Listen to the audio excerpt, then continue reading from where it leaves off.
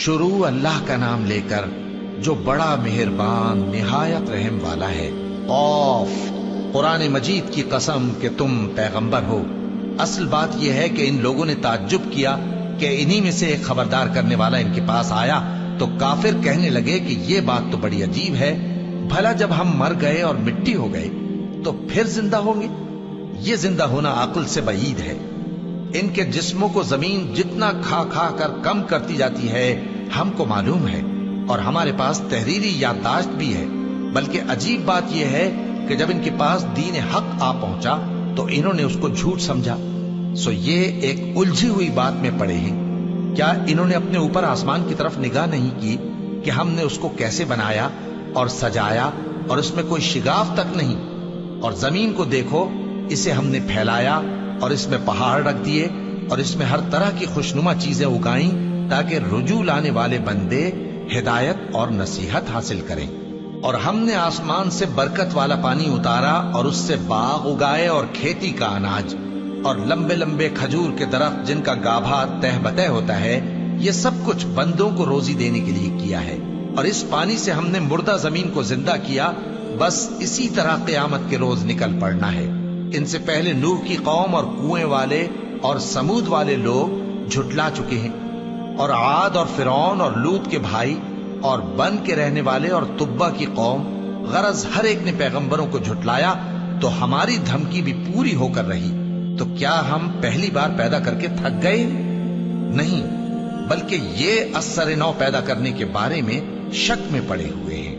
और हम ही ने इंसान को पैदा किया है, और जो ख्यालात उसके दिल में गुजरते हैं हम उनको जानते हैं, और हम तो रगे जान से भी ज्यादा उसके करीब हैं। जब वो कोई काम करता है तो दो लिखने वाले जो दाएं बाएं बैठे हैं लिख लेते हैं। कोई बात उसकी जबान पर नहीं आती मगर एक निगहबान उसके पास लिख लेने को तैयार रहता है। और मौत की बेहोशी हकीकत खोलने को तारी हो गई। ए इंसान, यही वो हालत है जिससे तू भागता था, और सूर फूंका जाएगा, यही अजाब की धमकी का दिन है। और हर शख्स हमारे सामने इस हाल में आएगा कि एक फरिश्ता उसके साथ हाँकने वाला होगा और एक उसके अमाल की गवाही देने वाला। ये वो दिन है कि इससे तू गाफिल हो रहा था, अब हमने तुझ पर से पर्दा उठा दिया, तो आज तेरी निगाह तेज है। और उसका हम नशी फरिश्ता कहेगा कि ये अमाल नामा मेरे पास तैयार है। हुक्म होगा कि हर सरकश नाशुक्रे को दोज़ख में डाल दो, जो माल में बुख्ल करने वाला, हद से बढ़ने वाला, शुबे निकालने वाला था, जिसने अल्लाह के साथ और माबूद मुकर्रर कर रखे थे, तो उसको सख्त अजाब में डाल दो। उसका साथी शैतान कहेगा कि ऐ हमारे परवरदिगार, मैंने इसको गुमराह नहीं किया था, बल्कि ये आप ही रस्ते से दूर भटका हुआ था। अल्लाह कहेगा कि मेरे हुजूर में रद्दो कद न करो, मैं तुम्हारे पास पहले ही अजाब की वईद भेज चुका था। मेरे यहां बात बदला नहीं करती, और मैं बंदों पर जुल्म करने वाला नहीं। उस दिन हम दोज़ख से पूछेंगे कि क्या तू भर गई? वो कहेगी कि कुछ और भी है।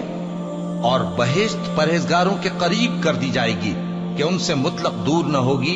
यही वो चीज है जिसका तुमसे वादा किया जाता था, यानी हर रुजू लाने वाले, हिफाजत करने वाले से, जो रहमान से बिन देखे डरता रहा और रुजू करने वाला दिल लेकर आया, उसमें सलामती के साथ दाखिल हो जाओ। ये हमेशा रहने का दिन है, वहां जो चाहेंगे उनके लिए हाजिर होगा। और हमारे यहां और भी बहुत कुछ है, और हमने उनसे पहले कई उम्मतें हलाक कर डाली। वो लोग इनसे कुव्वत में कहीं बढ़कर थे। फिर वो शहरों में गश्त करने लगे, क्या कहीं भागने की जगह है? जो शख्स दिले आगाह रखता है या दिल से मुतवज्जे होकर सुनता है, उसके लिए इसमें नसीहत है।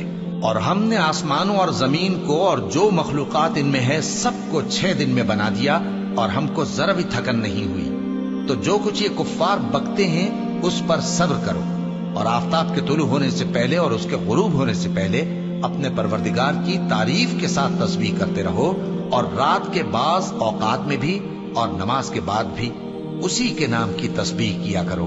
और सुनो, जिस दिन पुकारने वाला नजदीक की जगह से पुकारेगा, जिस दिन लोग एक जोर की आवाज यकीनन सुन लेंगे, वही निकल पड़ने का दिन होगा।